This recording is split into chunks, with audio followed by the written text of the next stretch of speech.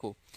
इसका आप लोग क्या कीजिए, आंसर कीजिए। क्वेश्चन नंबर 1, बेनेगल नरसिंह राव को संविधान सभा का सलाहकार नियुक्त किया गया था। नियुक्त किया गया था तो कब नियुक्त किया गया था, बताओ जल्दी से। ये कौन हो जाएंगे, बेनेगल नरसिंह राव हो जाएंगे, और ये हमारे संविधान सभा के क्या थे, सलाहकार थे। सलाहकार, सलाहकार रहे हैं, सलाहकार रहे हैं, संविधान सभा के क्या रहे हैं, सलाहकार रहे हैं। और ये इंटरनेशनल, जो आपका इंटरनेशनल कोर्ट है, इंटरनेशनल कोर्ट है, उसके क्या रह चुके हैं ये भैया, न्यायाधीश भी रह चुके हैं, न्यायाधीश भी रह चुके हैं, न्यायाधीश भी रह चुके हैं। ठीक है भाई, इंटरनेशनल कोर्ट के, जो कहां पे है आपका, हेग में है। कहां पे, हेग में है, जिसकी स्थापना हुई थी 1945 में, जिसकी स्थापना हुई थी 1945 में। तो जो इंटरनेशनल आपका हाई कोर्ट है हेग में, उसके भी ये क्या रह चुके हैं, सदस्य रह चुके हैं, न्यायाधीश रह चुके हैं। तो अब आप समझ ही जाओ कि मतलब इनके पास कहीं ना कहीं नॉलेज तो होगा। ठीक है, जब तो इनको संविधान सभा का सलाहकार बनाया गया था, तो संविधान सभा का सलाहकार कब बनाया गया था, 49 में, 50 में, 46 में या 47 में। काफी बच्चों का आंसर आ रहा है 46, और काफी बच्चों का आंसर आ रहा है 45, सब अच्छा 49 भी आ रहा है। तो भाई मेरे, हम आप लोग बहुत अच्छे से जानते हैं कि जो संविधान सभा का जो गठन हुआ है, संविधान सभा का जो गठन हुआ है, आप लोग बहुत अच्छे से जानते हैं वो कब हुआ है, तो 1946 में हुआ है। जिसमें से जो संविधान सभा है, संविधान संविधान सभा संविधान सभा संविधान सभा का गठन कब किया गया था, तो आप लोग जानते हैं 6 दिसंबर को, 6 दिसंबर 1946 में संविधान सभा का गठन किया गया था। ठीक है भाई, यदि आपसे क्वेश्चन पूछा जाए संविधान सभा की पहली बैठक कब हुई थी, पहली, तो संविधान सभा की पहली बैठक हुई थी मेरे भाई 9 दिसंबर को। कब, 9 दिसंबर 1946 में। 9 दिसंबर 1946 में संविधान सभा की पहली बैठक होती है, जिसमें सच्चिदानंद सिन्हा को क्या बनाया जाता है, अस्थायी अध्यक्ष बनाया जाता है। ठीक है भाई, सच्चिदानंद सिन्हा को क्या बनाया जाता है, अस्थायी अध्यक्ष बनाया जाता है। सच्चिदानंद को, सच्चिदानंद सिन्हा को क्या बनाया जाता है, अस्थायी अध्यक्ष बनाया जाता है। ठीक है, वहीं क्या होता है भैया, 11 दिसंबर को, 11 दिसंबर 1946 में संविधान सभा की क्या होती है, दूसरी बैठक होती है। क्या होती है, दूसरी बैठक होती है। इसमें राजेंद्र प्रसाद को स्थायी अध्यक्ष बनाया जाता है। किसको, राजेंद्र प्रसाद को, राजेंद्र प्रसाद को क्या बनाया जाता है भैया, संविधान सभा का स्थायी अध्यक्ष बनाया जाता है। और जो तीसरी बैठक होती है, तीसरी बैठक, संविधान सभा की जो तीसरी बैठक होती है, इसमें पंडित जवाहरलाल नेहरू क्या लाते हैं, उद्देश्य प्रस्ताव लाते हैं। और हमारे भारत की संविधान सभा का जो सलाहकार बनाया जाता है, वो किसको बनाया जाता है, वीएन राव को बनाया जाता है। यदि हम लोग वीएन राव का नाम पढ़ें तो ये क्या हो जाएगा, बेनेगल नरसिंह राव हो जाएगा। क्या हो जाएगा, बेनेगल नरसिंह राव हो जाएगा। बिल्कुल सही है। सारी चीजों को आप लोग बहुत बेसिक से समझने की कोशिश कीजिए, तब जाके जो चीजें हैं वो ज्यादा टाइम तक हमारे क्या रहती हैं, दिमाग में रहती हैं। ठीक है भाई, तो आंसर क्या आ जाएगा आपका, ए ऑप्शन आपका बिल्कुल सही हो जाएगा। ठीक है भाई, ए ऑप्शन आपका बिल्कुल सही हो जाएगा। गुंडेचा बंधु का संबंध राजघराने से था। गुंडेचा बंधु, ये कौन हो जाएंगे, ये गुंडेचा बंधु हो जाएंगे, जो मतलब कव्वाली, ख्याल वगैरह, गाना वगैरह गाते हैं। और ये भी एक प्रकार से किस धर्म से संबंधित है, मुस्लिम, किससे, मुस्लिम धर्म से संबंधित है, मुस्लिम धर्म से संबंधित है ना। समझ गए आप लोग बात को। हमने आपको बताया था मुस्लिम धर्म की स्थापना किसने की थी, तो पैगंबर मोहम्मद साहब ने, पैगंबर मोहम्मद साहब ने की थी। ठीक है भाई,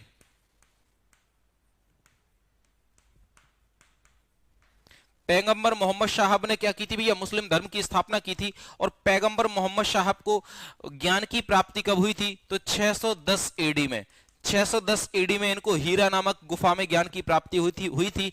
तब जाके इन्होंने क्या की थी, मुस्लिम धर्म की स्थापना की थी। तो ये मुस्लिम धर्म के ही व्यक्ति होते हैं, मुस्लिम संप्रदाय के व्यक्ति होते हैं, लेकिन ये मतलब ज्यादा उसको मतलब फॉलो तो करते हैं, लेकिन उतना ज्यादा नहीं करते हैं। अपना गाना वाना बजाने में अपना मतलब मग्न रहते हैं।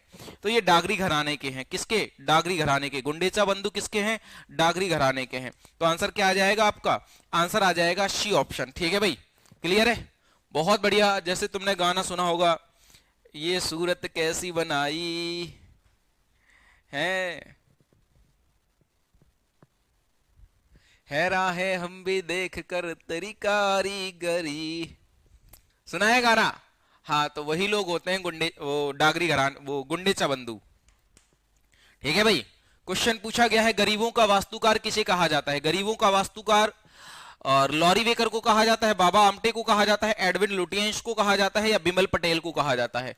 तो आप लोग बहुत अच्छे से जानते हैं कि जो बिमल पटेल हैं, इन्होंने क्या किया था, जो हमारी न्यू पार्लियामेंट बनी है, जो हमारी न्यू पार्लियामेंट बनी है, पार्लियामेंट, ठीक है भाई, जो हमारी न्यू पार्लियामेंट बनी है उसका डिजाइन किसने तैयार किया था भैया? तो बिमल पटेल ने तैयार किया था। बाबा आमटे, इनको हम लोग क्या बोलते हैं? आधुनिक गांधी बोलते हैं। क्या बोलते हैं?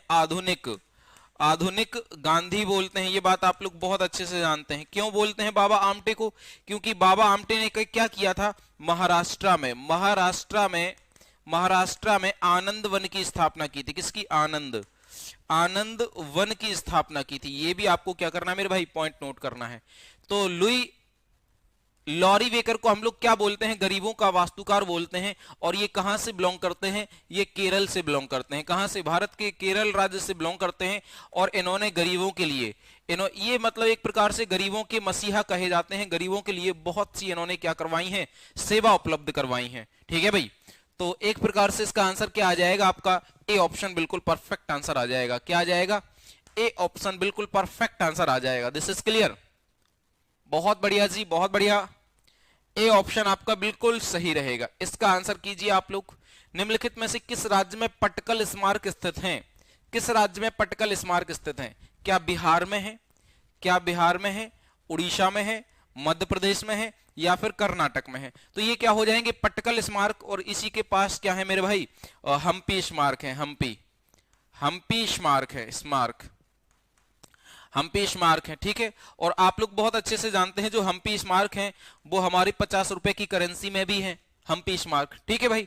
तो ये कहां पे है? ये कर्नाटक में है। कहां पे है मेरे भाई? कर्नाटक राज्य में स्थित है। तो आंसर क्या लगा दोगे आप लोग? आंसर लगा दोगे इसका डी ऑप्शन। क्या लगाओगे? डी ऑप्शन लगाओगे। शाबाश।